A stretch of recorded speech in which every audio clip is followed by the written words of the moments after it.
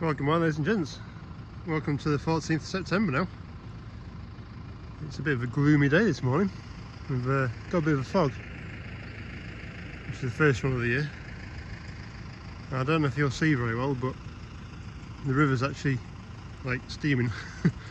The mist coming off it and just going, well, it's floating that way down river just gently.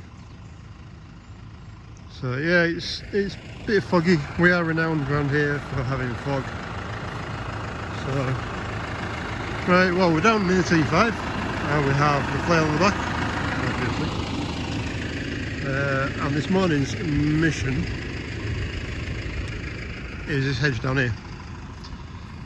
So for regulars that know, these fields down here, well, this one in particular and the one next door, and usually quite a bit of the one that runs right down there, get flooded out in the winter time. When it gets really bad, I would be stood about, well, 4 foot, 5 foot underwater. If you can see, there's a fence there that usually gets covered over. So we are wet here.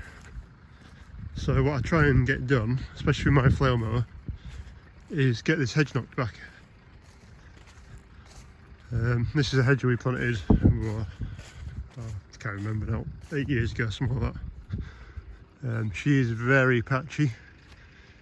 The hawthorns here I actually wanted to knock down when we first planted them, but this is a bit of a mixed thing with the English nature, I think it was.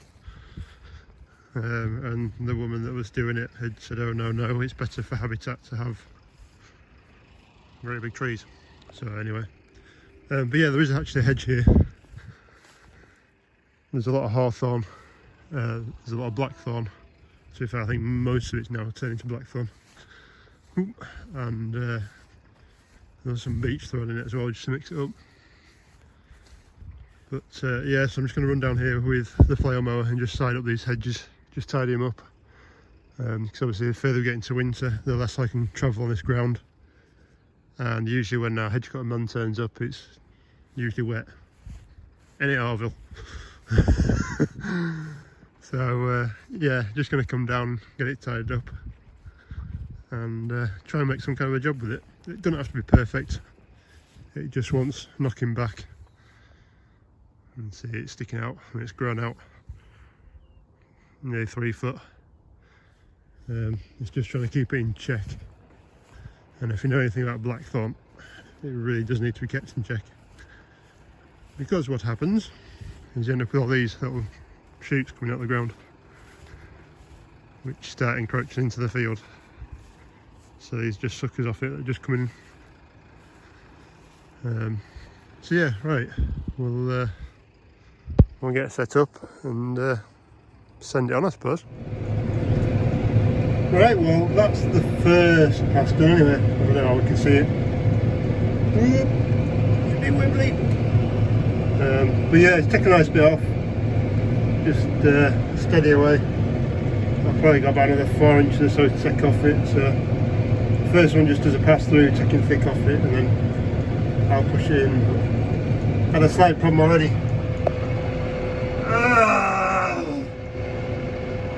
Bastard! Well, that's the first, but never mind. So yeah, I'll just go back down it again, and then I'll try and shape the top up a bit. I've got a flail quite low to the floor at the moment, but the only problem with these is they don't go to the floor, so you've got about a foot to the bottom that you can't get to, or 8-10 inches. So a bit of a pain, but if edge cutting lad turns up, he can finish the rest off. Just doing this so we've actually got a bit of control over it if it doesn't turn up.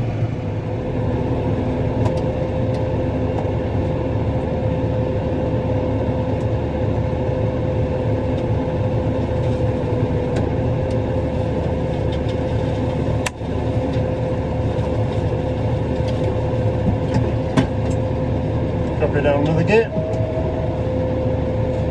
Right, so I'm only running at about 400 RPM on this tractor. I don't particularly want to go flat out, so I'm just going to send stuff even more through the cab. At the moment it kind of pings in around well, inside the mower rather than coming out. So I'll drop it down a bit more, see if I can get some of these bottom bits off. It is quite hard because you've got the roller at the back as well.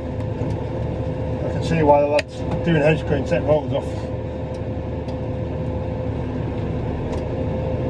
You just end up catching everything with it. Yeah, slow and steady.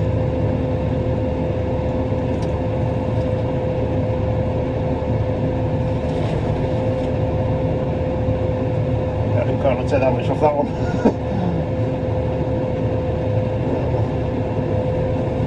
Typical, as soon as you put the camera on it, it'll go peaked up. Anyway.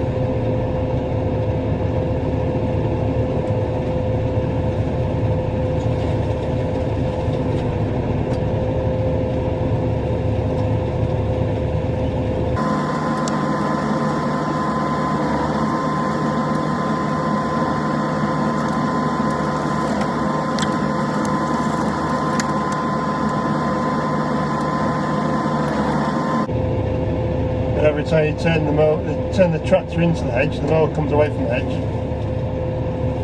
When you turn it away, it goes in. So just got to try and keep feathering it out.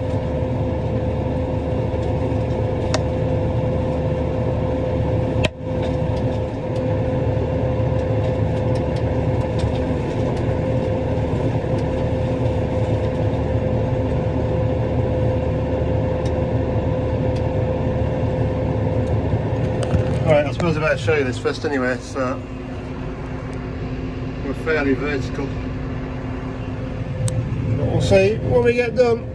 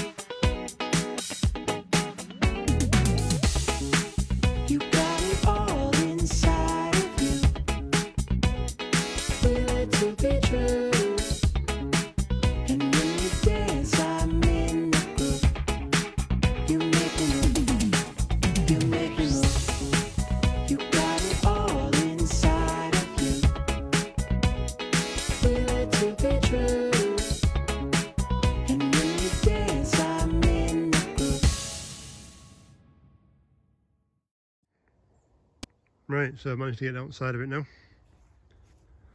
I've just stopped here because I just want to show you something in a minute, but that's I don't think that looks too bad for, well, that. So I've pretty much got it back to where it was done before. So if you can look in there, you'll see that's where it's been mowed before, so I'm within reason. See there and there. So I'm pretty much tight enough back where I want to be.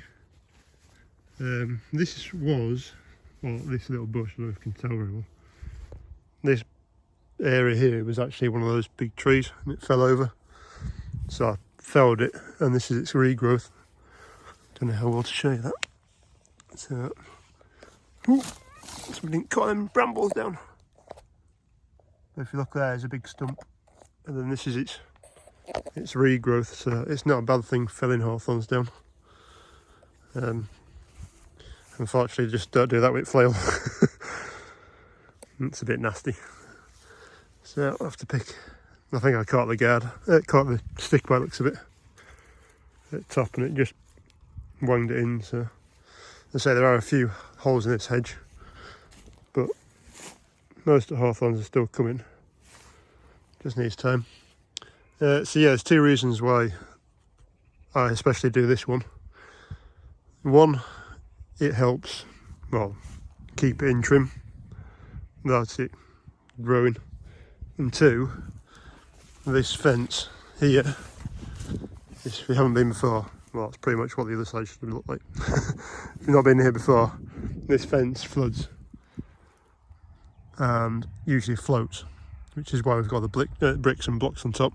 There's so much wood in this, you can see it just wobbles, and we have put it back in numerous times now. The eventual plan is to move this fence back into the hedge once we've got control of the hedge, and then the hedge can actually grow through the wire and hold the wire up, which should mean in what, about 70 or 80 years time hopefully we might have to change the wire. We shouldn't have any problems with it floating or doing anything stupid.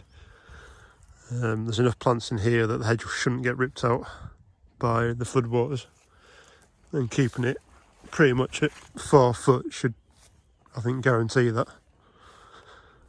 But yeah, it's not too bad. It is a bit, I did sharpen these flails before I mowed this, but it's still not the tidiest cuts, but it'll recover. But one added bonus to this, I don't know if you can see there, if I take the leaves out, is actually a nest. So this looks like a little sparrow nest or something such like, that has been here in this hedge.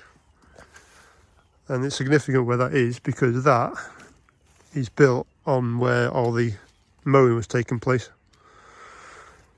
So they've found a nice little group of sticks coming out of it, twigs coming out, and then built its nest on it. Trying to see, there was another one somewhere. So for the people that keep saying we need to just leave trees to grow or hedges to grow, like that one down there, granted there is a lot more berries on those ones than there are on this, but if I left it for a year there'd be a lot of berries on here.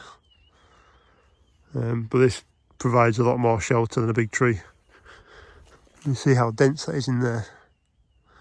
They want protection from the wind and from anything trying to eat them. So right, that's going to be it really. Right, so I've just been down, just done a bit of fencing. There's a couple of posts needed down there. I did actually mow this hedge off yesterday as well. I don't think it looked too bad. My dad says a blind man on a galloping horse and like that. So yeah, pretty clean cuts again. I'm within 3 inches of last year's cut. You can see that. It's also bushed out from that point as well, so making the hedge thicker. But yeah, I did all the way down, right down there and round fields. There weren't actually that many berries on this hedge, which is one of the reasons I did it. And again, because when the horses are back in here, this bit gets wet, so a few rose hips. But most of the blackthorn and the hawthorn has already been stripped from down here, which I was quite surprised at. There is still some higher up, so I don't know if deer and stuff like that would have taken some. I don't know, I've not really come across it. Yeah, I didn't do too bad. The only thing I did miss was actually opened it up for birds, so pretty much from like there up. You can see they're a bit more accessible from, because the opposite of nesting, they don't particularly want to be deep in a bush trying to get seeds out. There's some things lurking around trying to get them. So yeah, most of the berries are still on.